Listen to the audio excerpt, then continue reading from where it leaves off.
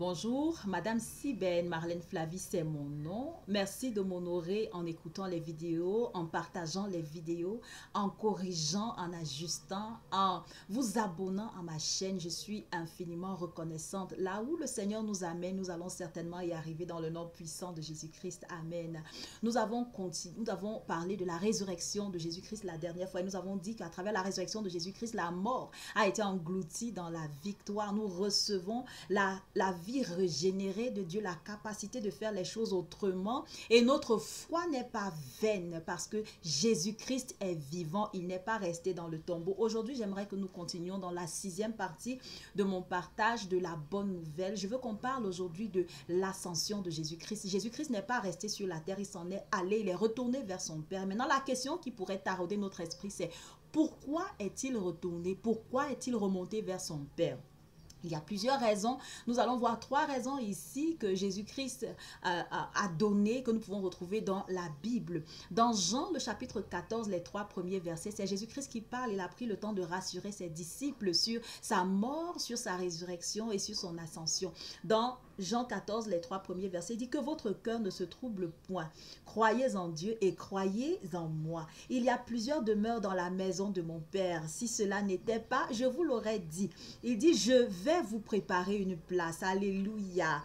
Il dit, et lorsque je m'en serai allé et que je vous aurai préparé une place, je reviendrai et je vous prendrai avec moi, afin que là où je suis, vous y soyez aussi. Jésus n'est pas un sauveur égocentrique, non.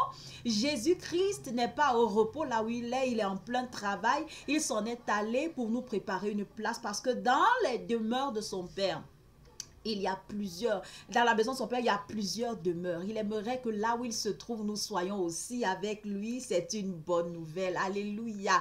Une autre raison se trouve dans Jean, le chapitre 16, le verset 7. Il y est dit, Jean le chapitre 16, le verset 7, il y est dit, cependant, je vous dis la vérité, il vous est avantageux que je m'en aille, car si je ne m'en vais pas, le consolateur ne viendra pas vers vous, mais si je m'en vais, je vous l'enverrai. Jésus-Christ s'en est allé pour que le consolateur, il s'agit bel et bien du Saint-Esprit, puisse venir habiter en nous. Alléluia. Bonne nouvelle. L'autre raison qui est évoquée se trouve dans Jean le chapitre 8, le verset 34, ça c'est l'apôtre Paul qui est en train de parler et l'apôtre Paul est en train de dire dans Jean 8, 34, que je lise, « Qui accusera les élus de Dieu? Qui les condamnera? Christ est mort. Bien plus, il est ressuscité, il est à la droite de Dieu et il intercède pour nous. » Waouh! Jésus-Christ intercède pour nous. Il est remonté vers son Père et ce qu'il est en train de faire actuellement, c'est intercéder pour nous. C'est une merveilleuse nouvelle. Voilà 3 raisons pour lesquelles Jésus-Christ est remonté vers son Père. Nous avons entendu parler du Saint-Esprit. C'est important que nous connaissions le rôle du Saint-Esprit. Qui est ce Saint-Esprit? Le Saint-Esprit, comme on a l'habitude de le dire, c'est la 3e personne de la Trinité, mais j'aimerais que nous sachions que le Saint-Esprit est Dieu.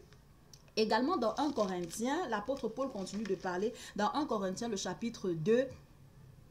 Il nous parle des choses qui nous ont été révélées par le Saint-Esprit. Il parle de la sagesse qu'aucun des chefs de ce siècle n'a connue, car s'ils l'eussent connue, ils n'auraient pas crucifié le Seigneur de gloire, le Seigneur Jésus-Christ. Le verset 9, 1 Corinthiens 2 dit, « Mais comme il est écrit, ce sont des choses que l'œil n'a point vues, que l'oreille n'a point entendues et qui ne sont point montées au cœur de l'homme, des choses que Dieu a préparées pour ceux qui l'aiment. » Il dit au verset 10, « Dieu nous les a révélées par l'Esprit, par le Saint-Esprit, car l'Esprit sonde tout. » Le Saint-Esprit sonde tout, même les profondeurs de Dieu. Lequel des hommes en effet connaît les choses de l'homme si ce n'est l'esprit de l'homme qui est en lui? De même, personne ne connaît les choses de Dieu si ce n'est l'esprit de Dieu. Alléluia.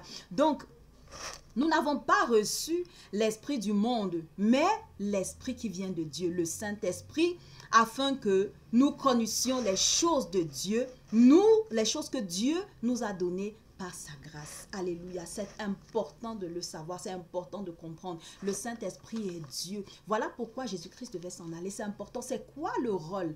Quels sont les différents rôles du Saint-Esprit? Pour savoir pourquoi Jésus-Christ tenait absolument à ce que nous puissions recevoir le Saint-Esprit. L'un des rôles du Saint-Esprit est mentionné dans Actes le chapitre 1, le verset 8, où Jésus-Christ est en train de donner comme ses dernières recommandations aux disciples. Il dit, attendez ici que le Saint-Esprit vienne. Lorsque le Saint-Esprit surviendra sur vous, vous allez recevoir une puissance et vous serez mes témoins à Jérusalem, en Judée, dans la Samarie et dans toutes les extrémités du monde. Donc le Saint-Esprit a pour rôle de nous remplir de puissance pour que nous puissions témoigner de Jésus-Christ. Alléluia, c'est une bonne nouvelle.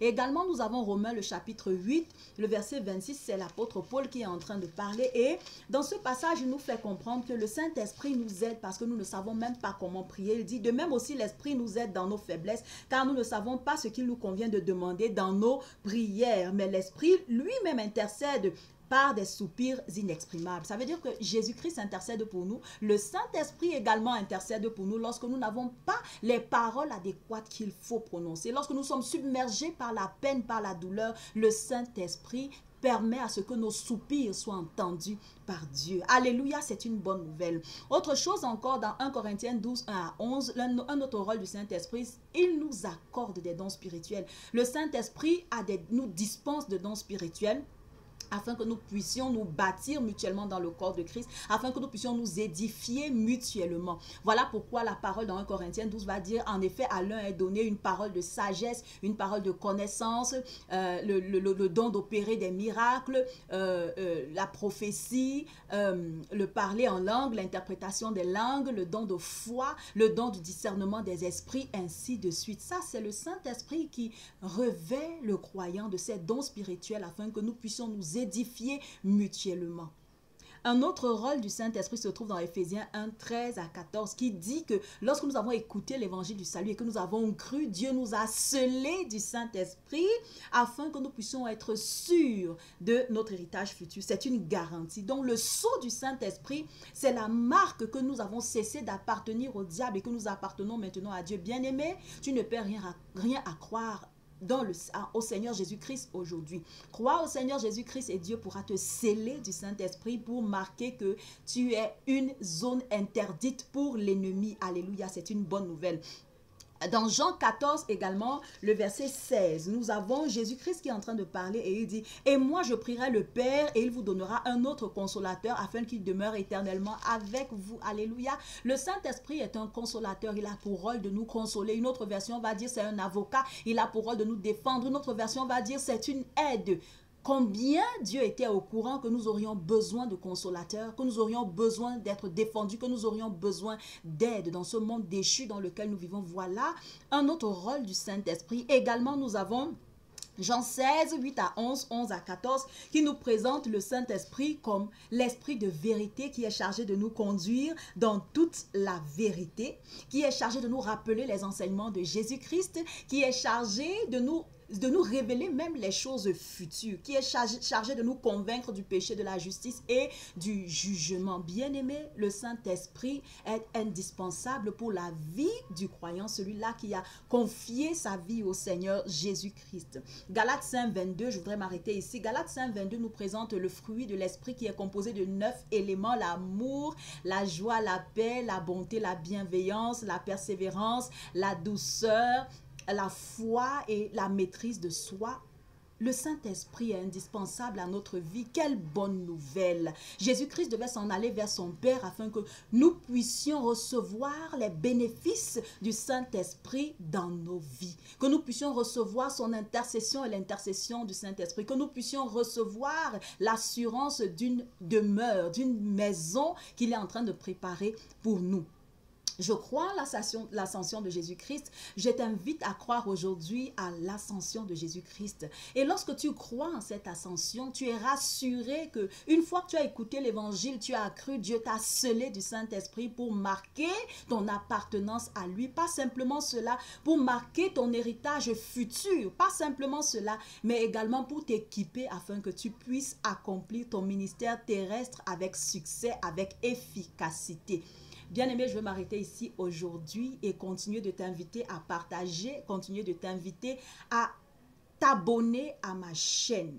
Bonne nouvelle, Jésus-Christ s'en est allé vers son Père et c'était pour notre bien-être, pour notre avantage. Amen.